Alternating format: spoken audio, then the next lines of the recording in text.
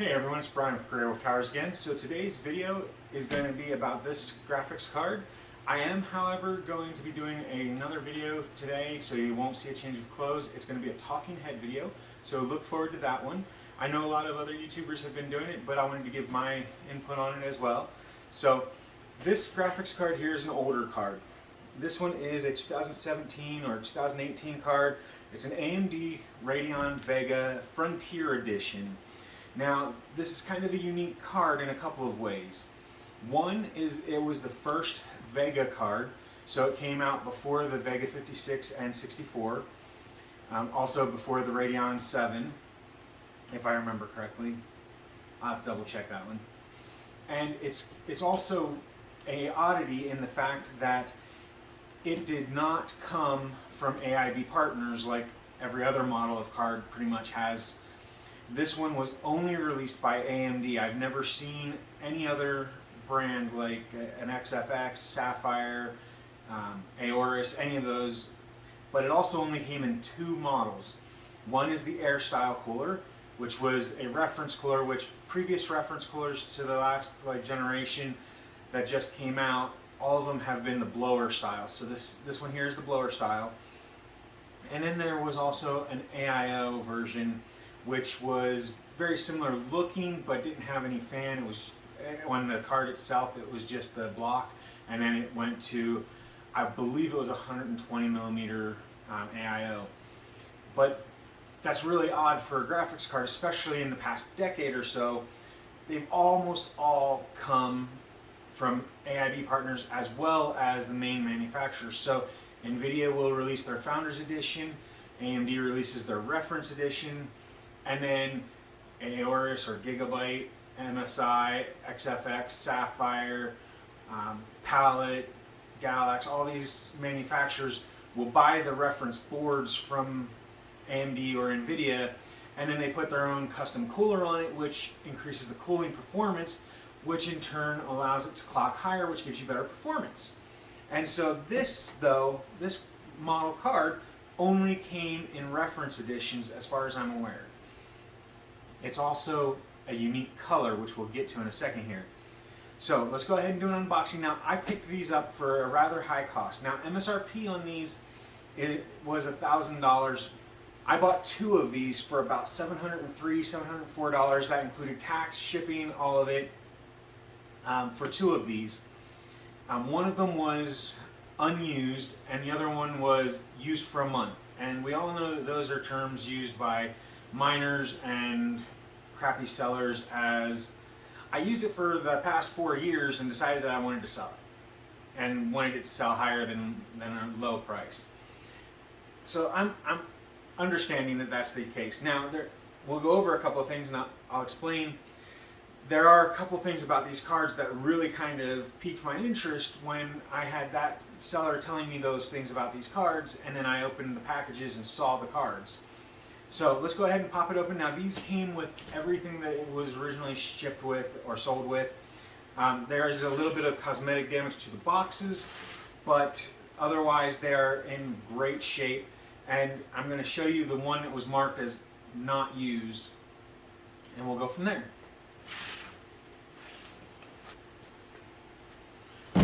All right, so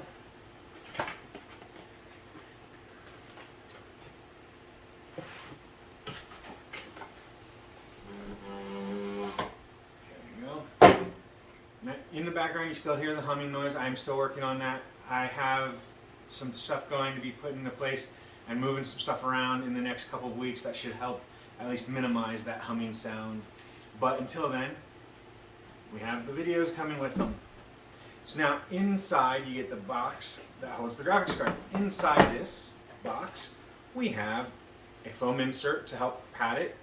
Now inside this we get a little booklet, and I'll open that up in a second here. And then we also get the registration limited warranty card, and we get the international compliance information, all the different things that FCC requires and whatnot. And then we have this, which is kind of like a sales booklet. It gives you the two different models, the air cooled on top and the AIO on the bottom. Came in gold with blue accents for the AIO model, and it came with blue with gold accents for the Air model. And so it is a very sales pitchy type booklet here, just telling you all the benefits of AMD versus everything else and whatnot. And just overall, it's a great marketing plan. It's really where everybody goes with them. So now, for the meat of the video. A DisplayPort to DVI adapter, which will allow you to take an older monitor, plugging it up by DVI, to the graphics card by DisplayPort, which is really important because this was at the turn where DVI was really common in a monitor, but they had just basically stopped using it as a mainstay of the video cards. So this was after VGA was gotten rid of by at least a year or two, and now they're phasing out DVI, which is still semi-popular or prominent in the industry right now. So that was a really cool adapter they gave. I mean, these sell like $10 on Amazon still, so 10 to 15 bucks. So they're still a really valuable commodity right now. So I'm going to be able to put that into my drawer of adapters and cables, and I'll be able to use it in the future because my test bench monitor is actually an outdated model that has one DisplayPort connection, one DVI connection, and one VGA connection. And I don't really use anything modern these days with VGA, but I do have some older systems that I donate, and those tend to use VGA or DVI, whereas the newer cards use DisplayPort or HDMI. That monitor does not have HDMI at all. So I actually use a DVI to HDMI to run it from the DVI on the monitor over to an HDMI on the motherboard for my test bench. But that's not vitally important right now. Let's get a look at what we came to see. You ready? Just want to let you know real quick, I showed it to my son Ethan, and he absolutely loved it. And I'm going to end up putting one of these into his gaming PC that we've done videos on. Should link it up here, I think. And that was a GTX 1063 gigabyte was the most recent card in his system. But in our move, November of 2019, his graphics card and power supply just for some reason melted down in the move. Whereas my oldest daughter, Emma, which I've got builds and I think I'll be able to post one up here, her case got smashed, which killed the case, the fans, the video card, the power supply. I mean, essentially her entire system had to be replaced, so I ended up getting her a Asus laptop, little like 13.3 inch laptop. She loves it. She doesn't game. She just uses it for like emails and web surfing and YouTube and stuff like that. She absolutely loves that computer. And I mean, it was like 250 bucks. It was cheaper than her desktop by far. So my other daughter, Elizabeth, which I might be able to post here, she also has a desktop that I've migrated from a Arctic Tomahawk B350 motherboard to a Gigabyte B350 gaming motherboard. The main difference is just colors and a little bit different. It lacks some of the PCI non-express ports, but those aren't vitally important. But it also gains a USB-C adapter in the back of it, which was a benefit. But also, hers I had updated to use 3rd gen, which on the older 300 series motherboards requires a drop in the BIOS where the 1st gen is no longer able to be used. And I upgraded her from a 2300X Ryzen 3 to a Ryzen 7 1700, which is definitely better performance and more cores, more threads. But because of that, I had to go backwards in BIOS, and you know it's difficult to do that in a motherboard, so I just swapped out the motherboard. But I swapped out her case because her case got destroyed in that move as well. So did her power supply, which I replaced. It was essentially just the case and the power supply in hers, and then everything else is up and running. But hers was also a 1063 gigabyte, and I'm going to be putting one of these into hers as well. The reason that I bring up those systems is because this is roughly equivalent, from what I've seen, it's more equal to like a 1070 Ti, Vega 56, Vega 64 range, but according to GameDebate.com, it's in line with a 1080 non-Ti, but it also has 16 gigabytes of VRAM. That's right, 16 gigabytes of VRAM. My other daughter Elizabeth's computer had been running an RX 580 8 gigabyte for about a month, but I sold that and upgraded to this because honestly, the old price of this before COVID and everything, all the new releases and everything, the price on this was used about $300 bucks. Now they're selling for $600 to $1,000. I picked these up $703, but I sold the RX 580 8 gigabyte for, after fees and shipping and everything, it came out to $435 that I made off of it. So basically it was like $275 bucks to upgrade to this, and that gives her a much better performance. It's basically a jump from a 1060 up to a 1080 in performance, which is massive. That's basically going from a 1080p, decently high refresh, like 120 hertz on most games, up to like 120 hertz 1440p. So it's a massive jump in performance that she'll see. She only has a 1080p screen, but it is a 144 hertz, and the 580 would have been really stressed out trying to keep up with that, whereas this should be able to handle it with no problems. But all of that aside, let's take a look at the card. And I'm just going to tell you, I love this thing.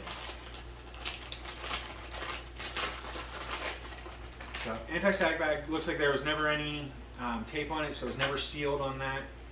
So, opening it up, what tells me that this may have actually been unused, like the seller said, because this is the one that was supposedly unused, it actually has the finger protector for the PCI Express finger. It is a PCI Express X16 3.0 card. There's also no dust whatsoever on the fan, which is very unusual for an unused card. The one that he said used for a month, it also had no dust in it, so either he cleaned them out really well, or he honestly only used the one for a month and this one unused, and that was the end of it. So this card is, like I said, unique because of one, the paint scheme, two, the limited models or editions of it, and three, it was just a massive powerhouse card that actually, when it was released as a budget professional card as opposed to a gaming card. If you actually go onto their website and download the drivers directly, the new drivers, it actually only installs the professional driver package. You don't get any of the overclocking features like Wattman and stuff like that that you get in the gaming drivers. It is 2 8-pins to run this thing. It does have LED, not RGB. You get the little Radeon R emblem over here on the corner, and you get Radeon right here. Those both light up yellowish gold. I'll try to add a picture right about here.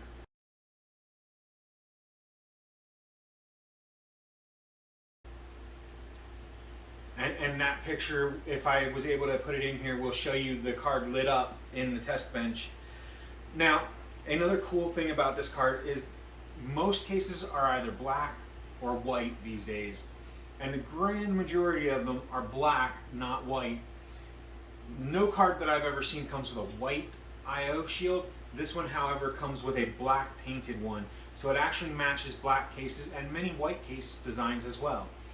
It has 1, 2, 3 display port. I believe they're 1.2, but I'll have to double check and I'll see about putting that up here. And then it's got an HDMI, which again, I'll try and label up here which kind it is. I believe it's 1.2, but I'm not 100% sure. But I'll try and pull those specs up and put them in when I edit. There are these 4 little screw ends over here, which apparently, according to Gamers Nexus, were intended for some sort of expansion ideal for AIB partners like new fan kits or something like that. They never made any of them as far as I'm aware. It is a dual slot card, PCI Express X16 3.0 card, blower style fan. So the cool thing about this is that in cases with poor airflow, these actually do better than the regular like dual fan and single fan and triple fan cards, because the way that they're designed is they actually pull the air in from inside the case and then they blow it out through the rear outside of the case. And so majority of the air never hits like the CPU, for instance, whereas on a dual or triple fan card, although the cooling of that will be better for the GPU, the hot air that is blowing off of the GPU often warms up the interior of the case, which a lot of people don't pay attention to. Another cool feature about this is it does have a rear backplate cover. Now these, both the front panel and the rear panel, are kind of like an anodized aluminum, and so they are metallic and they get fingerprints like nobody's business. I mean, I can see my fingerprints at this angle, I can see them all up here and back here and stuff like that, but it is still a beautiful card, and if you're careful putting it in to not like, you know, all over, then you won't see those in a display case. I would personally love to put this in a vertical mount, but I don't think either of them have a vertical mount capable tower. So, but with the cases closed off and everything, limited cooling on the fans and everything, this card will be an excellent card for them. I don't plan on overclocking. I'm not an overclocker typically, so the fact that it comes with the Pro drivers is not a downside to me. And also, instead of being the red, it also is blue, like a lighter blue than this, but it's blue like the card is, which is cool too. As far as the theme to the software, so it actually is kind of cool. Now the fan has some sort of, I'm going to say it's like a sticker of like a aluminum coating, but it could just be a plastic sticker, but it's got the blue on the fan as well. So we've got a blue shroud with yellow highlights and LEDs and stuff like that. We've got dual slot PCI Express X16 3.0, single fan blower style reference edition, back plate cover, just an overall beautiful card. I mean, if I could find a good theme to a case that was blue, this would be absolutely amazing. Definitely a high quality look, feel, and so far the test that I've been using on the used one, it's been performing very well. So there's this card, HDMI, 3 display ports, no DVI, no VGA, PCI Express X16 3.0, single fan for the blower style reference, LED in like a yellowish gold. It does also have some LED lights here for the performance that I've noticed. When it's performing really strong, all of the lights light up. When it's doing like you're on your desktop clicking like Windows icons and that's it, then it's only got like 1 or 2, and the usage of the speed and the speed usage is very low on it when I was monitoring on MSI Afterburner, which you do not want to overclock this using Afterburner, because it has this weird glitchy thing with this entire series that if you try to overclock, because it's using HBM2 memory, not GDDR5, 6, or 6X, it is using HBM2, which is higher performance than even 6. This will downclock even if you're overclocking it, so you lose out tons and tons of performance. And I got this information straight from Gamers Nexus, so it's a trustworthy set of information that I believe, and I wholeheartedly will, tell anybody, don't overclock this card unless you're using Wattman, in which case, according to Gamers Nexus, you want to undervolt the card and raise the speeds just slightly. Apparently this thing builds up a lot of heat because of the amount of voltage, so you undervolt it to get a stable card. I haven't tried it on any gaming yet because I haven't installed it, but it is supposed to be a decent card. From the performances that I've seen on YouTube, other YouTubers, it's supposed to be between 1070 Ti, or if you're an AMD user, between Vega 56, Vega 64, maybe even slightly better than Vega 64 performance. So anyway, that is today's video. I hope that you all enjoyed this look at this oddity of a card. It's unique in the ways that it has a unique style to the design. It has a uniqueness to the fact that it had very limited production, and the models of it were very limited to only 2 that I'm aware of. And then also it's unique in the way that there are not many professional gaming cards out there. This does not have the certifications required to be a high-end $10,000 professional card that you'd see in like high-end data centers, artificial intelligence. That kind of stuff would require certifications that this does not have. Whereas this is game capable but also professional capable, and was actually marketed as a YouTube content creator graphics card.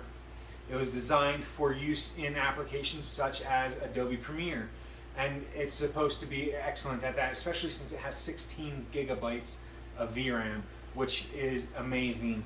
It's one of the higher end VRAMs in existence right now. The 3090 and some of the RTX Titans, they have 24 gigabytes. The 3080 Ti that has yet to be released supposedly will have 20 gigabytes, but they have been altering back and forth between 10, 11, 12, and 20 in the rumors that I've heard. So who knows how many it'll actually have. But the RX 6800, 6800 XT, and 6900 XT all have 16 gigabytes, just like this card, except theirs is GDDR6 or 6X, not HBM2. This is more in line with the Radeon 7 edition card, which I would love to get my hands on, but I have yet to find one when I have the money. So if you would like to see this taken apart, let me know down below. I will take apart the card to do a thermal paste replacement, repasting of it, and I will do a video on that if you all would like. Make sure you leave a comment down below if you'd like that. As always, if you have any questions about the product or myself or the channel, make sure you leave those in the comments as well. If you enjoyed this video, found it educational, informational, entertaining, anything, make sure you hit the like button down below. And then, as always, if you haven't already, hit the subscribe button that should be about here, and that way you can keep up to date on our new videos as well as our community section, which I have been a little more active in lately, and I'm hoping to keep semi-regular comments going in there. And if you check out my About page, somewhere up in that area, if you're on the website, if you check out my About page, it will give you my Twitter account, which is @TowersGrey, and that will allow you to see my posts on Twitter as well as any polls that I run on Twitter, and you'll be able to directly communicate with me. Anyway, thank you for watching, everyone. I hope that you enjoyed this video, and have a great day. Bye for now.